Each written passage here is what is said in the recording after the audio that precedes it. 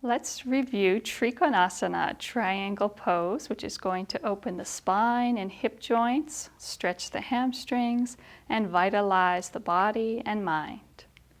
We begin by stepping our feet about a leg's length apart, so 3.5 to 4 feet, a little wider than a meter. And because we start on the left side, we're going to turn the whole left leg out, rotating from the hip joint so that the left toes point directly to the left side.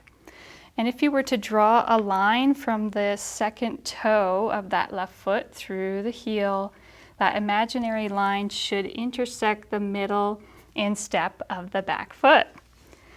Now for knee safety, we want to make sure that the left knee and thigh bone point in the same direction as the left foot, even when the leg is straight. Ideally, you want your pelvis to face forward, but if that causes this front knee to internally rotate, then it's much better for knee safety to have that back right hip rotate forward and to the left side so that the knee can stay aligned with the toes. If you turn that back hip around a bit, then you'll also need to turn this back foot in so that this foot, knee, and hip are aligned. So we don't want to twist the back knee either. If you've rotated your pelvis, your chest should still face forward either way, okay? Now, we next want to also engage our quadriceps on that left side to lift the left knee and support that knee in the pose. Then we'll raise our arms to horizontal, and on an inhalation, we're going to reach up and over to the left side, keeping the spine nice and straight. Beautiful, and Karen's head is coming along for the ride. So she's reaching up and hinging at the left hip joint. She's doing a great job keeping the spine straight. And then without letting her rib cage collapse or her body droop down to the side, she can exhale and bring this left arm down. Inhale as she brings the right arm up. Beautiful. And then she can complete the pose by gliding the chin back a little bit. That can help her to rotate the head evenly as she gazes upwards. Beautiful. The shoulders are away from the ears, and she's doing a great job of not collapsing through the rib cage, which is a common tendency in this pose to think that it's all about getting the hand to the floor, but we want to keep the breath and the energy flowing freely.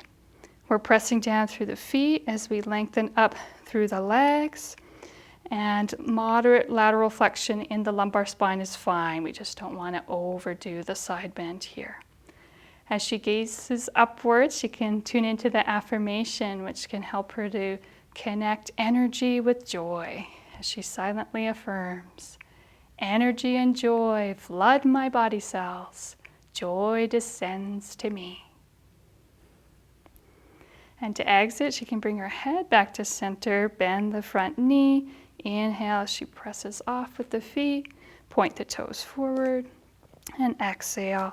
Relax the arms down, either pausing here or in Tadasana before repeating on the other side. Now, if you find it difficult to keep your spine straight in the pose, there's another way to enter. We call it the teapot version, which is a beginner entry. You can have one hand on your pelvic rim or your waist. The inner hand is going at the hip joint or hip crease.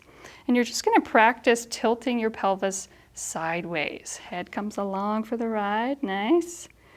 And then once you've found that stopping point where your pelvis won't tilt sideways anymore, that's a good place to just recheck your spinal alignment, add the arms, and then complete the twist of the neck. Beautiful, Karen. Okay, and that was a review of Trikonasana, triangle pose.